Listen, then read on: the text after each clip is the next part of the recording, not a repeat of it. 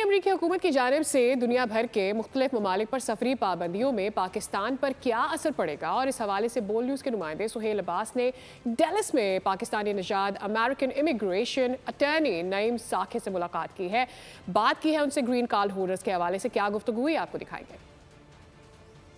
मेरे साथ इस वक्त मौजूद हैं जनाब नईम साकिया साहब, जो कि पाकिस्तानी अमेरिकन हैं और इमिग्रेशन लॉयर हैं, बहुत सक्सेसफुल इमिग्रेशन लॉयर हैं।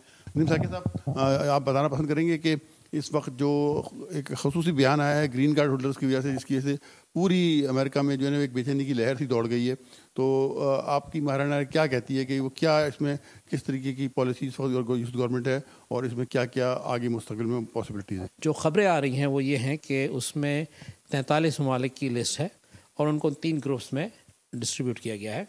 पहला वो ग्रुप है जिसमें मुकम्मल तौर पे पाबंदी होगी।